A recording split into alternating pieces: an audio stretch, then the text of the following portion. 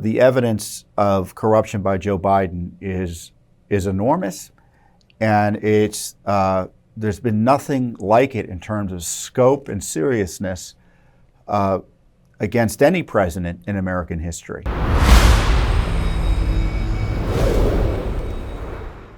I was talking about this in the context of impeachment earlier this week, and I think I summed it up pretty well. Let's go to the video of that. Hey everyone, it has begun, the Biden impeachment inquiries, first hearing this week.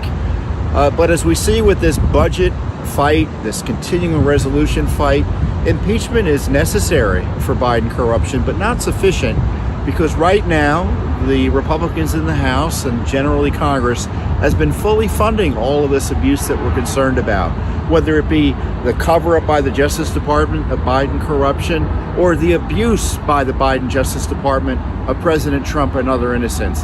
So I encourage you to call your members of Congress, 202-225-3121. Tell them to keep up the pressure on Biden corruption, but also defund the abuses of power.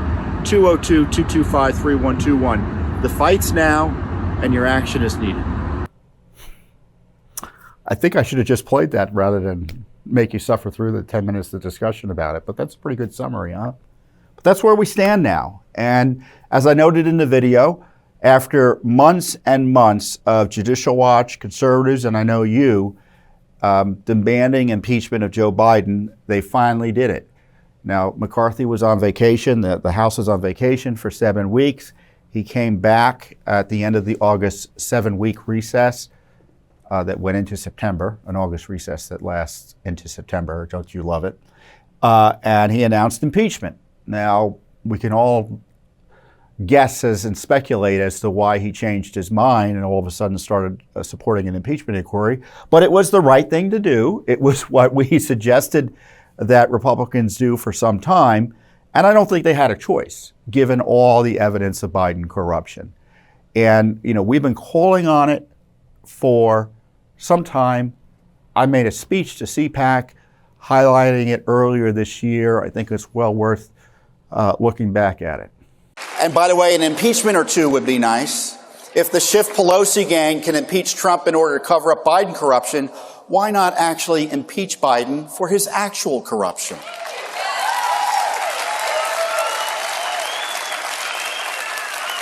The FBI and DOJ obviously are irredeemably corrupt. In the least, no more blank checks for the political enforcement arms of the left and the Democratic Party. Because the left using federal law enforcement to destroy their political opposition, it could be the end of our republic. Boy, I was right back then, right? They should have impeached him and shut the funding down for the Justice Department months ago. But they didn't. But we now have this impeachment proceeding, the first hearing of which began this week or took place this week, the impeachment inquiry. I went into it. I was there for virtually the entire hearing. It was like that's at least 6 hours. I think I left sometime during hour 5. The media, of course, would have you believe it was a big flop. It wasn't a big flop. It showed through the hearing, those who, if you watched it, they showed or presented devastating evidence of Biden corruption warranting impeachment. And of course, the left and the Biden media is going to mock the operation, but there's no way you could watch that hearing and not come away with the conclusion that Joe Biden and his family were involved in pretty serious racketeering operations. And this was my analysis of the hearing, at least on Twitter. I'll read it here. It's pretty short. I don't think we need to show the clip of it. I attended the first impeachment inquiry hearing in person for Judicial Watch and its millions of supporters, meaning you, dear listener and viewer.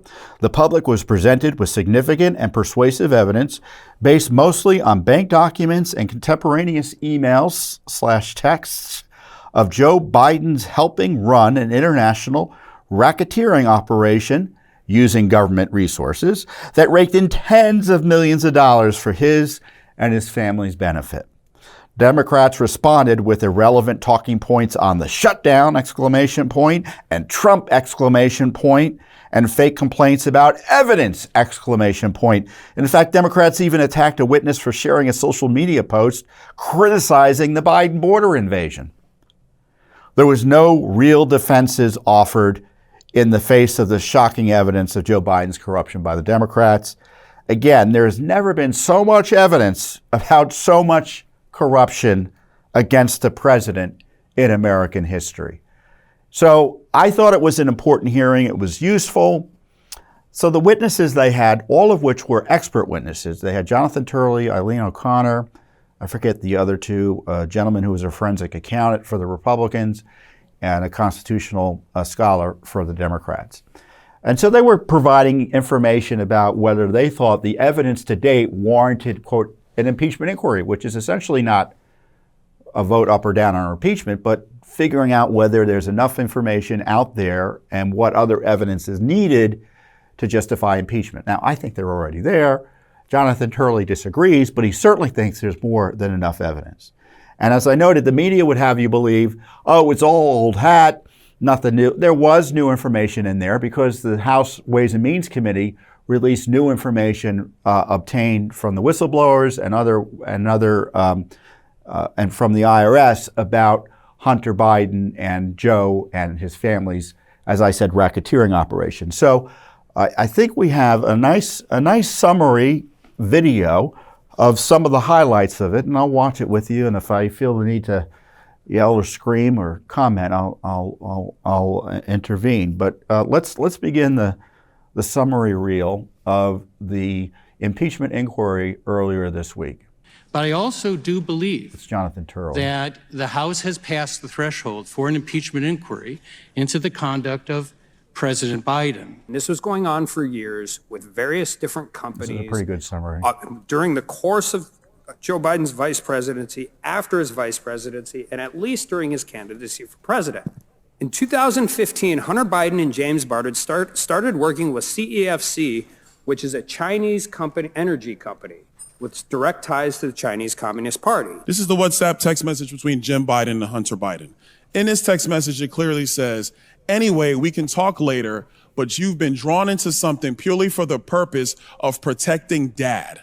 Miss O'Connor, do you think that this text message would lead this committee to get further information about the business dealings of Hunter Biden and how that actually links to Jim Biden, the president's brother, and why they are so concerned with protecting Dad, AKA Joe Biden, AKA the president of the United States? Yes. This is a text message between Hunter Biden and Naomi Biden. This is the famous one that says, I hope you all do what I did and pay for everything for this entire family for 30 years. It's really hard, but don't worry. Unlike Pop, I won't make you give me half your salary. This is about 4 months before Joe Biden launched his campaign for president of the United States, December 2018. The highlight is, this is a text message between Jim Biden and Hunter Biden. Hunter Biden was in a bad way, by the way. He was really strung out. He lost a bunch of money. He needed help. Jim Biden says, this can work. You need a safe harbor. I can work with your father alone. It'll probably take several months and everybody can read the text. Ivan is not his real name, but Ivan describes Vadam Pazarski directly admitting to him in a confidential conversation that they hired a not-so-smart Hunter Biden to protect us, quote, through his dad from all kinds of problems. Then Ivan speaks directly to CEO Zlochevsky, and Zlochevsky confides that Hunter Biden will take care of those corruption issues through his dad. Zlochevsky is being investigated by Viktor Shokin, a Ukrainian prosecutor. Joe Biden suddenly begins to call for Shokin's removal. Now, Ivan is also told by Zlochevsky that it cost him $5 million to pay one Biden and $5 million to pay the other. This is direct evidence of naked corruption and bribery. Zlochevsky also admitted to Ivan that both Bidens pushed him to pay them and to keep Hunter Biden on the board. Hunter Biden used his father, the vice president of the United States, to threaten his victim, who he had just trafficked for sex. And the Department of Justice refuses to speak to me? Hunter Biden needs to be held accountable for his sexual exploitation of women And we've shown more evidence. We've shown evidence. This is what it looks like. The witnesses today have all identified the evidence the committee has uncovered as deserving further inquiry. And that is what this committee will do, no matter where that evidence leads. I want to thank the witnesses for their testimony today. It confirms the evidence compiled by this committee justifies the investigation of Joe Biden's role in his family's international business schemes and justifies the next step of this investigation. One of those steps is gaining insight into where the Biden's foreign money ended up, for what purposes. Therefore, today, I will subpoena the bank records of Hunter Biden, James Biden, and their affiliated companies. Well, you can see there was a lot of substance there. Now, we didn't play the Democrats' responses. The Democrat responses were virtually all irrelevant. They started off demanding to question Rudy Giuliani and another figure who was working with Rudy at the time, Lev Parnas. So there was, procedural stunts in that regard, trying to get subpoenas for Rudy Giuliani on issues that they're being raised there. It's obviously off the wall. And of course, the Democrats were talking about Joe Biden, not Joe Biden, but Donald Trump. So screaming about Trump and also screaming about the looming government shutdown. They suggested that they can't be having a hearing if there's going to be a government shutdown, which is also absurd. No one, as best I could tell, seemed to defend Joe Biden's conduct. The best they could do was say, well, just because Hunter Biden is terrible doesn't mean that Joe is, despite all the evidence that Joe and Hunter were two peas in a pod here, and the basic understanding of law and ethics that you can bribe one person by taking care of a family member. Right? I mean, who are they kidding here? And so it was announced at the end of the hearing that by James Comer, who closed the hearing there that you saw, that he finally, and this is where I'm critical of the Republicans here, I almost fell off the chair, should be that they finally are going to subpoena Hunter's bank records directly. Why haven't they done that to date? I don't understand. I would have questioned Hunter or brought him in long ago, and certainly other members of the Biden family. So for all the complaints we have about the Justice Department going slow and protecting Biden, some of our friends in the House weren't as aggressive as they should have been, in my view. But there were new documents put out there, and the media and the left and Joe Biden and the White House want you to believe there's no, quote, evidence. And there's significant evidence warranting not only a serious criminal investigation of Joe Biden, but more than enough, and as I've noted previously, the evidence of corruption by Joe Biden is enormous, and there's been nothing like it in terms of scope and seriousness against any president in American history. So it's the strongest case for impeachment that we've ever had in American history. I can't think of anything comparable. And so that's where we stand, and that's the reality of it. Thanks for watching. Don't forget to hit that subscribe button and like our video down below.